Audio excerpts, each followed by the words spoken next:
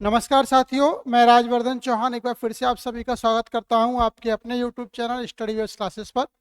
और आज हम बात करेंगे जो वीडियो के री एग्ज़ाम 2018 का एग्ज़ाम जो जून में आने वाली डेट जिसकी आ चुकी है, तो उसके बारे में। तो ज्योग्राफी की कुछ क्वेश्चंस हैं जिन पर हम डिस्कस करेंगे। वीडियो की शुरुआत करने से पहले आपसे कहना चाहूँगा कि यदि अभी तक आपने चैनल को सब्सक्राइब नहीं किया तो चैनल को सब्सक्राइब जरूर करें। हमारी वीडियो को ज़्यादा से ज़्यादा शेयर करें जिससे कि ज़्यादा से ज़्यादा लोग इसका फ़ायदा उठा सकें। यदि अभी तक आपने बेल आइकन के बटन को नहीं दबाया है तो बेल आइकन के बटन को जरूर दबाएं, जिससे कि नई नई वीडियोस की जानकारी आप तक समय से पहुंचती रहे। तो शुरुआत करते हैं आज के सेशन की। और पहला क्वेश्चन आप सभी के लिए स्क्रीन पर ये रहा। लिखा हुआ है, नेपाल, सिक्किम और असम हिमालय में शंकुधारी वनों की पट्टी, ठीक है, कश्मीर हिमालय की तुलना में अधिक ऊंचाई पर है क्योंकि सिक्किम और असम हिमालय निम्न अक्षांशों पर हैं। कम ऊंचाई पर कम बर्फबारी हो, कम ऊंचाई पर अधिक तापमान है, ऊंचाई कम होती है, कम ऊंचाई पर अधिक वर्षा होती है। ठीक है, तो ये क्वेश्चन पूछ रहा है। तो यहाँ पर देखिएगा, कम ऊंचाई पर कम बर्फबारी है, ज़्यादा ऊंची जगह होगी तो ज़्यादा बर्फबारी होती है। ठीक है, कम ऊंचाई पर अधिक तापमान होता है, ये भी सही बात है। और यहाँ की ऊंचाई कम होती है, इसलिए जो है यहाँ पर कैसे वन पाए जाते हैं, शंकुधारी वन पाए जाते हैं। यानी कि 2, 3, 4 यहाँ पर सही ऑप्शन है और वो बी आंसर है। डिस्क्रिप्शन देखेगा, नेपाल, सिक्किम और असम में शंकुधारी जंगलों की बेल्ट कश्मीर हिमालय की तुलना में अधिक है क्योंकि सिक्किम और असम हिमालय में कम ऊंचाई पर कम हिमपात होता है और कम ऊंचाई पर उच्च तापमान होता है और कम ऊंचाई होती है। शंकुधारी वन मुख्य रूप से गर्म ग्रीष्मकाल और ठंडी जलवायु या सर्दियों वाले क्षेत्रों में पाए जाते हैं।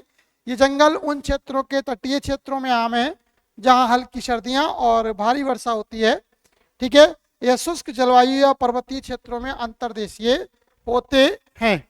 चलिए अगले क्वेश्चन की ओर बढ़ते हैं। क्वेश्चन नंबर 2 लिखा हुआ है, समुद्री जीवों के संबंध में सही कथन का चयन करें। समुद्री जीवों के संबंध में सही कथन का यहाँ पर आपको चयन करना है। 4 विकल्प दे रखे हैं समुद्री जीवों के संबंध में।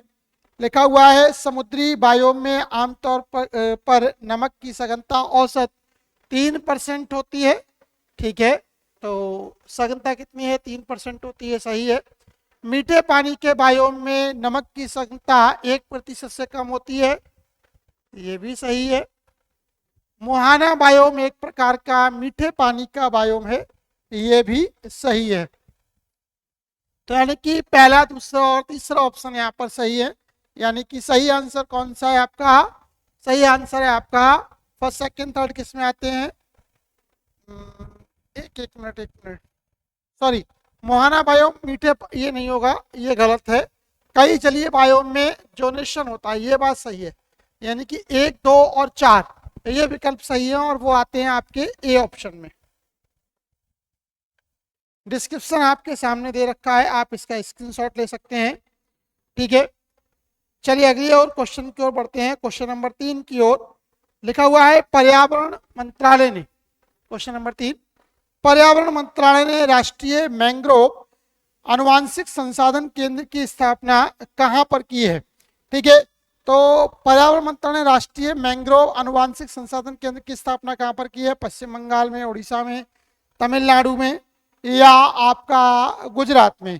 तो जो पर्यावरण मंत्रालय है उसने राष्ट्रीय मैंग्रोव आनुवांशिक संसाधन केंद्र की स्थापना कहां पर की है, उड़ीसा में की है। ठीक है, मैंग्रोव वन क्या होते हैं, खारे पानी में उगने वाले जो वन है वो मैंग्रोव वन बोले जाते हैं। और उड़ीसा में इसके लिए एक अनुसंधान केंद्र स्थापित किया गया है। उड़ीसा में ही ओलिव रिडले कछुओं के लिए जो है एक प्रजनन केंद्र या कहें कि एक यहाँ पर बायोस्फीयर रिजर्व भी बनाया गया है। डिस्क्रिप्शन देख सकते हैं, डिस्क्रिप्शन आपके सामने है। ठीक है, अगले क्वेश्चन की ओर बढ़ते हैं। क्वेश्चन नंबर 4 क्या है,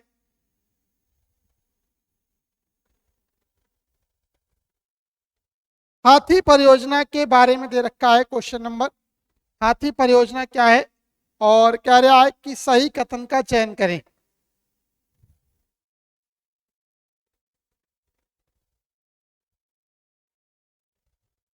लिखा हुआ है एक केंद्र प्रायोजित योजना जो 1992 में शुरू की गई थी। ठीक है। दूसरा है इसका उद्देश्य केवल हाथियों और उनके आवास की रक्षा करना है। ठीक है। तीसरा है मानव पशु संघर्ष इस परियोजना का हिस्सा है। ठीक है। दांदेली हाथी अभ्यारण्य तमिलनाडु में स्थित नया हाथी अभ्यारण्य है। और सही उत्तर इसमें आपको चूज करना है। तो यदि हम सही उत्तर की बात करते हैं तो फोर्थ का जो इसमें सही आंसर है वो कौन सा होगा? फोर्थ का सही आंसर इसमें जो होगा वो होगा, देखिए, केंद्र प्रायोजित योजना 1992 में शुरू की, सही है। इसका उद्देश्य केवल हाथियों और उनके आवास की रक्षा करना है, ये भी सही है।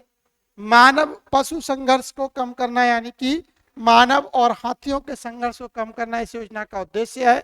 और दांदेली हाथी अभ्यारण्य तमिलनाडु में है, ये भी सही है। यानी कि ऑल ऑफ दिस, यानी कि डी ऑप्शन यहाँ पर सही है। चलिए अगले क्वेश्चन की ओर बढ़ते हैं। लिखा हुआ है निम्नलिखित में से कौन सा क्षेत्र सबसे बड़े, निम्नलिखित में से कौन सा क्षेत्र सबसे बड़े एस्टुरिन मगरमच्छ का घर है? अंडमान निकोबार, भितरकनिका, कन्याकुमारी और सुंदरवन। तो भितरकनिका एक अभ्यारण्य है, ये जो एस्टुरिन मगरमच्छ है इनके लिए फेमस है। भितरकनिका जो राष्ट्रीय उद्यान है इसमें तीनों प्रकार के जो मगर हैं उनकी प्रजातियां पाई जाती हैं। भारत एकमात्र ऐसा देश है जहां पर खारे पानी के, मीठे पानी के और जो आपके एक मगर की वैरायटी होती है वो तीनों यहाँ पर प्राप्त जो है पाई जाती हैं, वो भितरकनिका में। भितरकनिका है कहाँ पर? ये उड़ीसा में है और पूर्वोत्तर केंद्रपाड़ा जिले का एक बड़ा राष्ट्रीय उद्यान है। इसको रामसर साइट का भी दर्जा मिला हुआ है। ठीक है। चलिए अगले क्वेश्चन की ओर बढ़ते हैं। क्वेश्चन नंबर 6 क्या कहता है, देखिएगा। क्वेश्चन नंबर 6, निम्नलिखित का मिलान कीजिएगा। पहला है एराविकुलम राष्ट्रीय उद्यान, एक तरफ उद्यान दे रखे हैं और दूसरी तरफ राज्य दे रखे हैं, तो इनको आपको सुमेलित करना है। तो एराविकुलम यदि हम बात करते हैं, एराविकुलम राष्ट्रीय उद्यान कहाँ पर है? एराविकुलम केरल में स्थापित है, यानी कि ए का कौन सा हो गया? ए का 2 हो गया। ठीक है। फिर लिखा हुआ है अंशी अभ्यारण्य। अंशी अभ्यारण्य कहां पर है? ये कर्नाटक में है, यानी कि बी का फर्स्ट हो गया। तीसरा है हेमिस राष्ट्रीय उद्यान, कहां पर है? जम्मू कश्मीर में, यानी कि लद्दाख की बात होती है। सी कहां पर है? 4 में। और अंतिम बचा सिरोही, तो ये रह गया मणिपुर में, यानी कि डी ऑप्शन जाएगा। यानी कि 2 1 4 3 ऑप्शन है, तो 2 1 4 3 ऑप्शन की यदि आप बात करते हैं तो ये मिलते हैं आपको ए विकल्प में। कहां पर मिलते हैं? ए विकल्प में मिलते हैं, यानी कि सही आंसर कौन सा है? 6 का ए। चलिए 7th की ओर बढ़ते हैं। ये इसका डिस्क्रिप्शन है, आप इसका स्क्रीनशॉट ले सकते हैं। लिखा हुआ है बुंडाला बायोस्फीयर रिजर्व, जिसे हाल ही में यूनेस्को ने मैन एंड बायोस्फीयर नेटवर्क में जोड़ा है। कहां पर है? रूस में है, भारत में है, श्रीलंका में है या बांग्लादेश में है? तो इसको वर्ष 2005 में जो है वो शामिल किया गया है यूनेस्को के द्वारा मैन एंड बायोस्फीयर्स में। और ये कहां पर है? श्रीलंका में है। कहां पर है? श्रीलंका में। कब जोड़ा गया? 2005 में। ठीक है। इस समय श्रीलंका की जो वित्तीय स्थिति है वो बहुत ही ज़्यादा खराब है। एक तरीके से कहें कि ये जो देश है वो अपनी आर्थिक स्थिति को, जो आर्थिक ताना माना, उसको भ्रष्ट कर चुका है। वर्तमान में जो है कई इस पर क्वेश्चंस पूछे जा रहे हैं। डिस्क्रिप्शन आपके सामने है, आप देख सकते हैं। क्वेश्चन नंबर 8 में भी आपको एक तरफ सूची दे रखी है वन्यजीव अभ्यारण्यों की और दूसरी तरफ आपको राज्य दे रखे हैं और उनका आपको मिलान करना है। देखिएगा लिखा हुआ है नामदफा। नामदफा अभ्यारण्य कहां पर है? नामदफा या नामदफा अभ्यारण्य आपका अरुणाचल प्रदेश में है, यानी ए का कौन सा हो गया? 2nd। लिखा हुआ है पेरियार राष्ट्रीय उद्यान। पेरियार की यदि आप बात करते हैं तो पेरियार कहां पर है? केरल में है, यानी बी का 4 है। ठीक है। बांदीपुर राष्ट्रीय अभ्यारण्य की यदि आप बात करते हैं तो बांदीपुर कहां पर है? कर्नाटक में है, यानी कि सी का फर्स्ट है, ठीक है। और डी ऑप्शन यानी कि last option Lamjao, cable Lamjao एक तैरता हुआ राष्ट्रीय उद्यान, ये कहाँ पर है, मणिपुर में है, यानी डी का थर्ड। 2 4 1 3 ऑप्शन सही है, 2 4 1 3, 2 4 1 3 देखते हैं किधर मिलते हैं, पहले ऑप्शन में मिलते हैं, यानी कि ए ऑप्शन यहाँ पर सही है। सही आंसर कौन सा है आपका, 8वें का ए। चलिए अगले क्वेश्चन की ओर बढ़ते हैं, क्वेश्चन नंबर 9 की ओर बात करते हैं।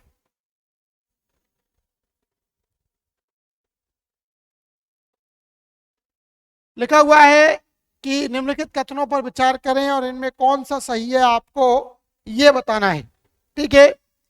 लिखा हुआ है पंचमढ़ी बायोस्फीयर रिजर्व को विश्व के बायोस्फीयर रिजर्व के नेटवर्क में शामिल किया गया है, सही बात है। मानस वन्यजीव अभ्यारण्य भारत का एकमात्र स्थल से खतरे में विश्व विरासत की सूची में शामिल किया गया है, ये भी बात सही है, ठीक है। और चंपानेर पावागढ़ पुरातत्व पार्क विश्व धरोहर स्थलों में से एक है, ये भी सही है, यानी कि पहले दूसरे और तीसरे ऑप्शन सही है, यानी कि सी ऑप्शन यहाँ पर बिल्कुल सही आता है। आप चाहें तो इसका डिस्क्रिप्शन भी देख सकते हैं, ठीक है। डिस्क्रिप्शन आपके सामने है, डिस्क्रिप्शन से जो है आप इसको चेक कर सकते हैं। चलिए क्वेश्चन नंबर 10 की ओर बढ़ते हैं। क्वेश्चन नंबर 10 क्या है जरा देखते हैं। निम्नलिखित में कौन सी भारत में विशिष्ट मानसूनी वनस्पति है। तो यदि हम भारत की बात करते हैं तो भारत की विशिष्ट मानसूनी वनस्पति है जो है वो आपके 4 ऑप्शन सदाबहार, पर्णपाती, कटीले जंगल और उष्णकटिबंधीय सदाबहार। तो यहाँ पर यदि हम बात करते हैं तो हमारे यहाँ की जो फोर्थ ऑप्शन था उपोष्णकटिबंधीय, तो सही आंसर है विशिष्ट मानसूनी वनस्पति है वो है हमारे यहाँ की उष्णकटिबंधीय पर्णपाती वन। उष्णकटिबंधीय पर्णपाती वन ये वो वन होते हैं जिन पर क्या है साल में एक बार पतझड़ आता है, ठीक है। यदि आप देखेंगे तो शीत ऋतु के बाद यानी कि फरवरी मार्च में क्या है इन पर पतझड़ आएगा और अप्रैल मई में इनके ऊपर नए पत्ते उगाते हैं। उन वनों के लिए क्या बोला जाता है, आपका पर्णपाती वन बोला जाता है, ठीक है। इसमें शीशम है, साल है, ठीक है, इसी में आपका पाकड़ है, नीम है, ये सारे पौधे किस में आते हैं, ये सभी आपके पर्णपाती वनों में आते हैं। डिस्क्रिप्शन आपके सामने है, स्क्रीनशॉट ले सकते हैं। क्वेश्चन नंबर 11, निम्नलिखित में कौन सा कानून जो है पर्यावरण की सुरक्षा से संबंधित नहीं है। वन संरक्षण अधिनियम 1980, ये बात सही है, 1980 में आया 1980। अरे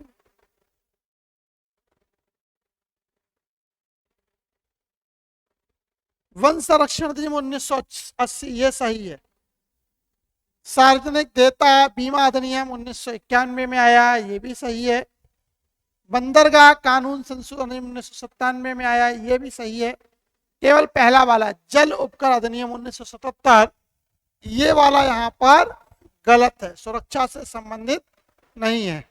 जल उपकर अधिनियम जो है आपकी सुरक्षा से संबंधित नहीं है, बाकी की आपकी कानून पर्यावरण से सुरक्षित संबंधित पहले सारी संबंधित हैं, जबकि पहला वाला आपका पर्यावरण से संबंधित नहीं है। चलिए आगे बढ़ते हैं क्वेश्चन नंबर 12 की ओर। डिस्क्रिप्शन है आपके सामने, इसका स्क्रीनशॉट ले सकते हैं।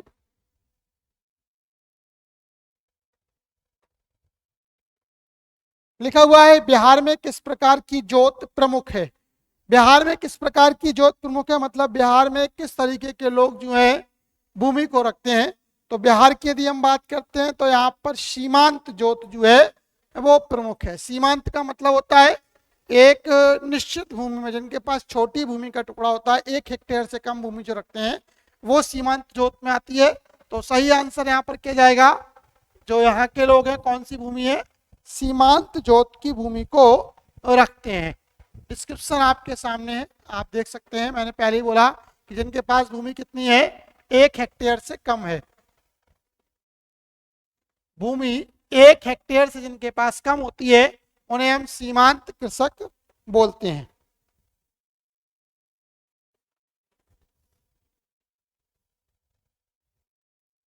क्वेश्चन नंबर 13 की ओर बढ़ते हैं। लिखा हुआ है भारत में निम्नलिखित बाघ अभ्यारण्यों को उत्तर से दक्षिण की ओर व्यवस्थित कीजिएगा। ठीक है, उत्तर से दक्षिण की ओर व्यवस्थित करना है, मतलब ऊपर से नीचे की ओर आना है। तो देखिएगा, इंद्रावती, दुधवा, बांदीपुर, ठीक है, ये और बांदीपुर और सिमलीपाल ये दे रखे हैं। तो सबसे पहले तो आपको ये पता होना चाहिए है कहाँ पर। ठीक है, इंद्रावती जो अभ्यारण्य है वो कहाँ पर है? छत्तीसगढ़ में है। कहाँ पर है? छत्तीसगढ़। दुधवा नेशनल पार्क कहाँ पर है? उत्तर प्रदेश में है। बांदीपुर की यदि आप बात करते हैं तो ये कहाँ पर है? कर्नाटक में है। और लास्ट जो आपका सिमलीपाल है वो कहाँ पर जाता है? सिमलीपाल जो राष्ट्रीय अभ्यारण्य है वो आपका उड़ीसा के मयूरभंज जिले में जाता है। कहाँ पर जाता है? उड़ीसा में जाता है। आप क्रम में लगाएं तो सबसे पहले देखिएगा आएगा उत्तर प्रदेश। सबसे पहले, क्योंकि उत्तर से नीचे की ओर दक्षिण की ओर चलना है, तो सबसे पहले आएगा उत्तर प्रदेश। ठीक है, यानी कि दुधवा नेशनल पार्क। फिर उत्तर प्रदेश के बाद आएगा आपका छत्तीसगढ़। कौन सा आएगा? छत्तीसगढ़। छत्तीसगढ़ के बाद यदि हम बढ़ते हैं तो आएगा आपका उड़ीसा, यानी कि सिमलीपाल। और चौथे नंबर पे जो लास्ट में आएगा आपका वो आएगा बांदीपुर, यानी कि कर्नाटक। तो ये 4 अभ्यारण्य हैं, उत्तर प्रदेश, छत्तीसगढ़ और आपका उड़ीसा और कर्नाटक। तो सही आंसर 2, 1, 4, 3 की फॉर्म में होना चाहिए और वो है डी आंसर, यानी कि डी ऑप्शन यहाँ पर बिल्कुल सही है।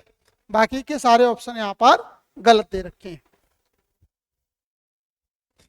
डिस्क्रिप्शन आपके सामने है, मैं लिख चुका हूँ।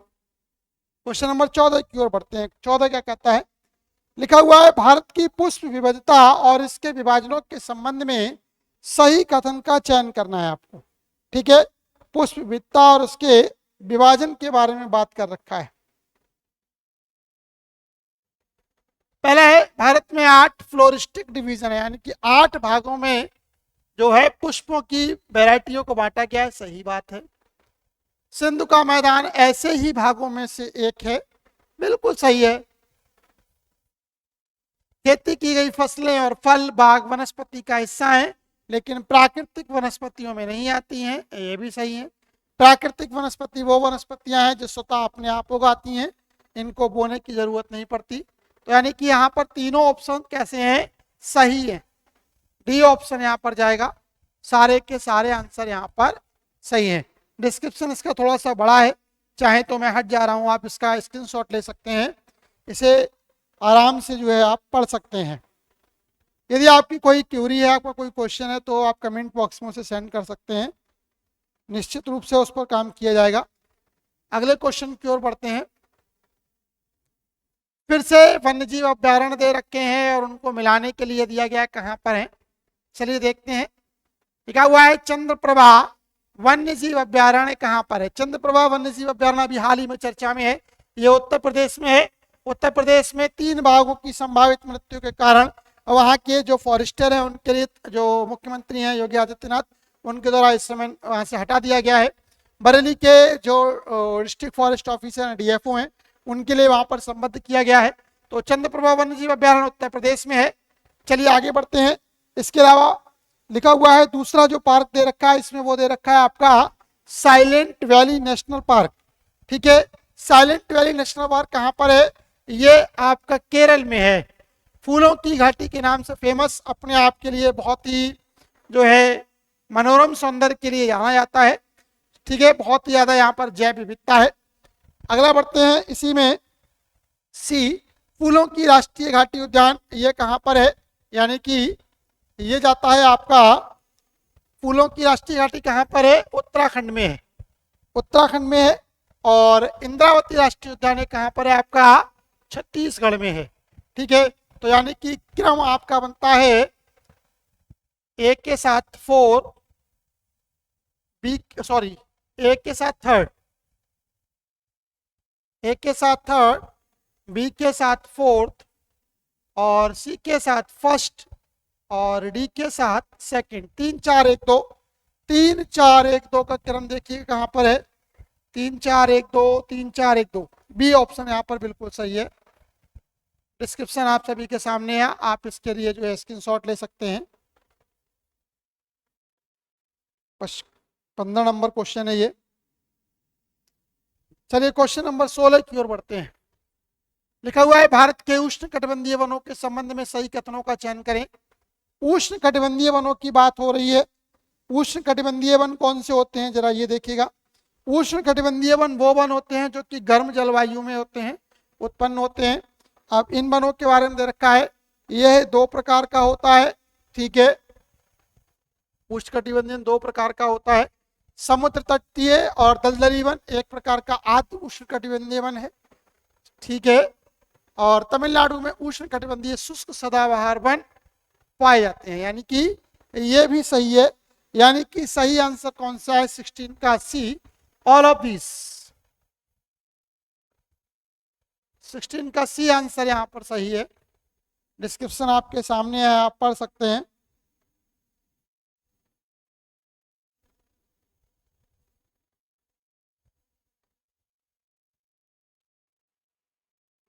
क्वेश्चन नंबर 17 की ओर बढ़ते हैं। तारे का लाल रंग क्या दर्शाता है? तारे का लाल रंग दर्शाता है कि हॉट स्टार है, वार्म स्टार है, ठंडा तारा है, या दूर का तारा है। तो तारे का लाल रंग ये दर्शाता है कि वह एक ठंडा तारा है, कोल्ड तारा है। तापमान कितना है, 3000 डिग्री सेंटीग्रेड से जो है 3000 डिग्री सेंटीग्रेड से लेकर आपका जो है वो लगभग 3500 डिग्री सेंटीग्रेड तक हो सकता है। सूर्य की तुलना में ये तापमान बहुत कम है, इसीलिए इनको हम क्या बोलते हैं, ठंडा तारा बोलते हैं। ठीक है, 17 का सी। डिस्क्रिप्शन आप देख सकते हैं, तारों के बारे में पूरा डिस्क्रिप्शन यहाँ पर दिया गया है। तारों के बारे में पूरा डिस्क्रिप्शन आपके सामने है। मैं हट जाता हूँ, कोई दिक्कत हो तो आप बता सकते हैं। अगले क्वेश्चन की ओर 18। निम्नलिखित प्रश्नों में 2 कथन है, एक को अभिकथन ए और दूसरे को कारण आर के रूप में दर्शाया गया है।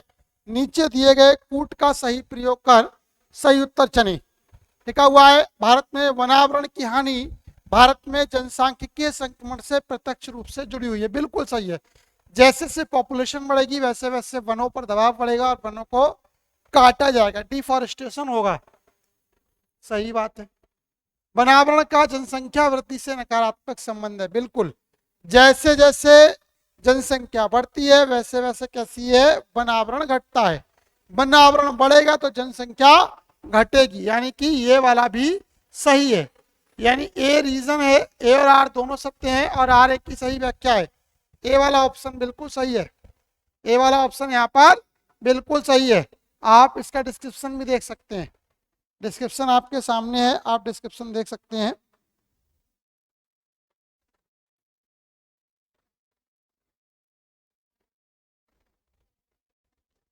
अगला क्वेश्चन,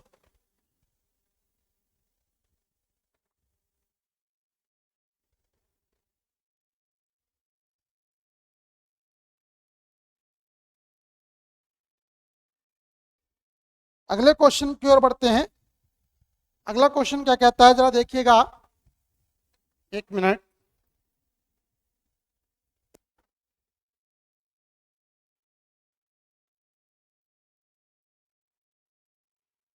कुछ दिक्कतें हैं। ठीक है, 19 क्वेश्चन देखेगा। निम्नलिखित कथनों पर विचार करें। बालाघाट, दुर्ग और रायपुर जिलों में हल्की रेतीली और लाल मिट्टी जलोढ़ मूल की है। ठीक है, क्योंकि यदि आप रायपुर जिलों में जाएंगे तो वहां पर लाल मिट्टी मिलती है। ये वाला ऑप्शन यहाँ पर जो दे रखा है वो सही है। दूसरा है तमिलनाडु में लाल मिट्टी अपने कुल क्षेत्रफल के 2/3 हिस्से पर कब्जा करती है। ये भी सही है। वर्धमान, वीरभूम और बांकुड़ा की लाल मिट्टी छोटा नागपुर पठार से प्राप्त और परिवहन की जाती है। ये भी सही है। यानी कि यहाँ पर A, B and C all the right option is right, यानी कि डी ऑप्शन यहाँ पर बिल्कुल सही है। सॉरी, कुछ कमियां आ रही हैं, कुछ टेक्निकल फॉल्ट की वजह से ऐसा हो रहा है। ठीक है, बालाघाट ये डिस्क्रिप्शन दे रखा है, आप डिस्क्रिप्शन देख सकते हैं। चलिए आगे बढ़ते हैं। Question number 20। भारत की लैटेराइट मिट्टी के संबंध में निम्नलिखित कथनों पर विचार करें। भारत की लैटेराइट मिट्टी के संबंध में कुछ क्वेश्चंस दे रखे हैं, कुछ कथन दे रखे हैं, उनके बारे में आपको विचार करना है।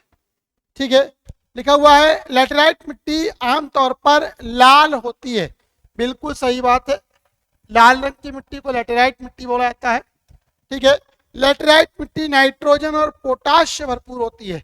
ये गलत है, ये नाइट्रोजन और पोटाश से भरपूर नहीं होती। लैटेराइट मिट्टी राजस्थान और उत्तर प्रदेश में अच्छी तरह से विकसित है, ये भी गलत है। ठीक है, साबूदाना और काजू इस मिट्टी में अच्छी तरीके से उगते हैं, ये बात बिल्कुल सही है कि यहाँ पर साबूदाना और काजू का उत्पादन ज़्यादा होता है, तो ये फसलें यहाँ पर अच्छी उगती हैं, यानी कि ए एंड डी ऑप्शन यहाँ पर सही है। ए एंड डी मिलते हैं आपके सी ऑप्शन में, यानी कि सी ऑप्शन आपका सही है। आप एक सॉरी, आपके सामने डिस्क्रिप्शन है, आप डिस्क्रिप्शन जो है देख सकते हैं, इसके लिए स्क्रीनशॉट ले सकते हैं।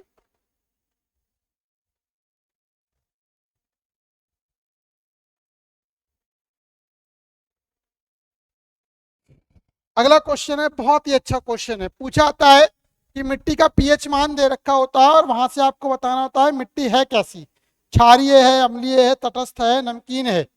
ठीक है,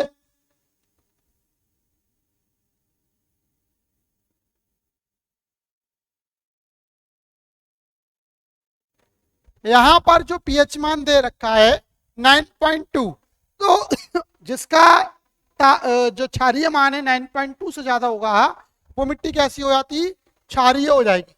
ओह शिट, कुछ गलतियां हो रही हैं भैया जी, क्षमा प्रार्थी हैं। ये भूमि कैसी है, क्षारीय है। जिसका पीएच मान 9.2 से ज्यादा है वो भूमि कैसी बोली जाती है, क्षारीय भूमि बोली जाती है। अब क्षारीय और अम्लीय भूमि क्या होती है, तो उसके लिए क्लास में मैंने ऑलरेडी बताया है। ठीक है, जो हमारी ऑफलाइन क्लासेस हैं उसमें हमने बताया है, तो आप इसका एक बार डिस्क्रिप्शन देख सकते हैं क्या है। देखिए, जिस मिट्टी का अम्लीय मान 5.5 से कम होता है वो अम्लीय बोली जाती है, और 5.5 से ज़्यादा यदि मान है तो वो क्या बोले जाएगा, क्षारीय बोली जाएगी। तो यहाँ पर 9.2 दे रखा है, भूमि कैसी है, क्षारीय है। चलिए अगले क्वेश्चन की ओर बढ़ते हैं, क्वेश्चन नंबर 22 की ओर बढ़ते हैं। क्वेश्चन नंबर 22 क्या कहता है, देखिएगा। लिखा हुआ है महाराष्ट्र में काली मिट्टी के क्षेत्र में कपास को गन्ने से प्रतिस्पर्धा का सामना करना पड़ रहा है, इसकी वजह क्या है। देखिए, महाराष्ट्र में काली मिट्टी ज़्यादा होती है लेकिन कपास भी ज़्यादा होती है, लेकिन अब वहाँ पर गन्ना मिलें ज़्यादा लगाई जा रही हैं, गन्ने का उत्पादन ज़्यादा हो रहा है। प्रति हेक्टेयर यदि हम गन्ने के उत्पादन की बात करते हैं तो महाराष्ट्र इसमें आगे है। जो गन्ना मिलों की यदि हम बात करते हैं वो तो भी महाराष्ट्र में ज़्यादा है। महाराष्ट्र का गन्ना अधिक मीठा है, चीनी में उसकी जो उत्पादकता है वो ज़्यादा है। तो इसके क्या कारण है, यही पूछा गया है। इस क्षेत्र में कपास की उपज में गिरावट आई है, ऐसा नहीं है काली मिट्टी कपास के लिए शीर्ष उपयोगी है, ये इसका रीजन नहीं है। ठीक है, ये इसका रीजन नहीं है। रीजन क्या है अगला, इस क्षेत्र की जलवायु में सामान्य परिवर्तन हुए हैं, ये भी इसका रीजन नहीं है। सिंचाई का विस्तार जिसके लिए क्षेत्र गन्ने की खेती के लिए उपयुक्त हो गया है, जो कि एक लाभदायक फसल है, ये सबसे वैलिड रीजन है। क्योंकि गन्ने के लिए सिंचाई चाहिए और महाराष्ट्र में सिंचाई व्यवस्था का पर्याप्त जो है सुधार किया गया है, नहरें निकाली गई हैं, नए नए नलकूप हो रहे हैं, तो इस कारण सी आंसर यहाँ पर बिल्कुल सही जा रहा है। और डी ऑप्शन, अन्य देशों में चीनी की बढ़ती मांग और चीनी की बढ़ती कीमतें इसके लिए उपजाऊ, इसका कोई मतलब नहीं है। हमारे यहाँ से चीनी का उत्पादन ब्राजील में ज्यादा होता है। चलिए क्वेश्चन नंबर 23 की ओर बढ़ते हैं, देखते हैं 23 क्या कहता है। क्वेश्चन नंबर 23, ये इसका डिस्क्रिप्शन है, आप डिस्क्रिप्शन देख सकते हैं।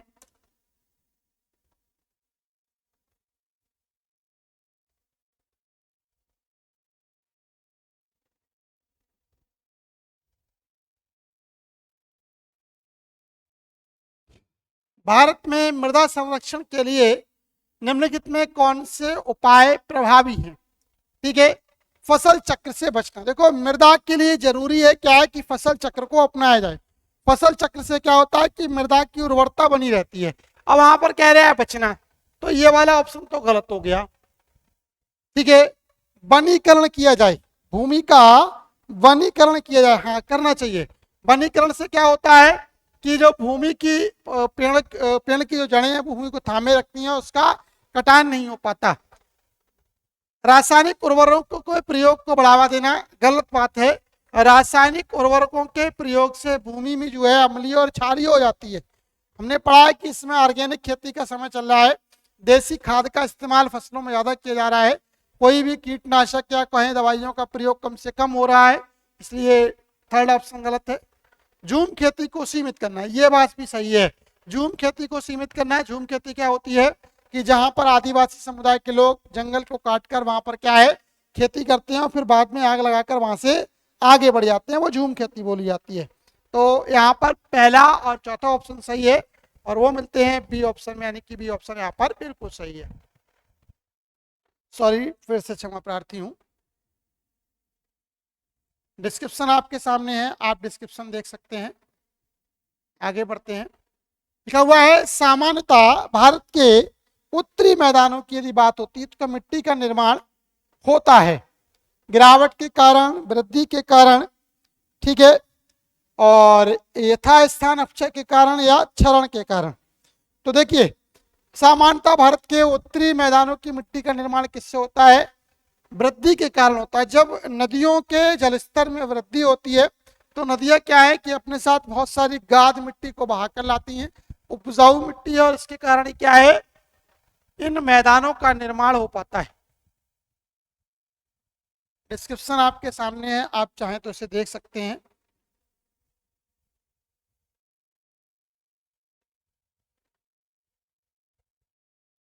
चलिए अंतिम क्वेश्चन की ओर बढ़ते हैं। आज का अंतिम क्वेश्चन क्या कहता है? निम्नलिखित में से किस प्रकार की मिट्टी को केरल में स्थानीय नाम कारी के नाम से जाना जाता है? कारी के नाम से जानी जाने वाली केरल की मिट्टी कौन सी है? पीटिया और जैविक मिट्टी, लैटेराइट मिट्टी, लवणीय और क्षारीय मिट्टी, काली कपास मिट्टी। काली कपास मिट्टी महाराष्ट्र में होती है, लवणीय और क्षारीय मिट्टी दलदली और रेतीले भूमि में होती है, लैटेराइट मिट्टी उत्तर प्रदेश के कुछ भागों और राजस्थान में पाई जाती है। पीटिया और जैविक मिट्टी की यदि हम बात करते हैं तो ये कहाँ पर पाई जाएगी? केरल में पाई जाती है, जो कि कारी के नाम से जानी जाती है। किस नाम से जानी जाती है? कारी के नाम से जानी जाती है। चलिएगा डिस्क्रिप्शन देख लीजिएगा क्या कहता है। डिस्क्रिप्शन आपके सामने है। लिखा है केरल के कोट्टायम और अलेप्पी जिलों में पीटिया और जैविक मिट्टी को स्थानीय नाम कारी के नाम से जाना जाता है। ये दलदली मिट्टी है जो जल जमाव और अवायवीय स्थितियों जो कार्बनिक पदार्थों के आंशिक अपघटन की ओर ले जाती है से उत्पन्न होती है। मिट्टी भारी वर्षा और उच्च आर्द्रता वाले क्षेत्रों में पाई जाती है जहाँ वनस्पति की अच्छी वृद्धि होती है। इसलिए सही उत्तर पीटी और जैविक मिट्टी है। तो ये थे आज के कुछ क्वेश्चंस ज्योग्राफी से रिलेटेड जो कि आने वाले एग्जाम की दृष्टि से महत्वपूर्ण है। ठीक है, कई बार ये क्वेश्चन रिपीट हो चुके हैं। तो आज के लिए फिलहाल इतना ही, मिलते हैं अगली वीडियो में कुछ नए फैक्ट्स के साथ। तब तक के लिए धन्यवाद। जय हिंद, जय भारत।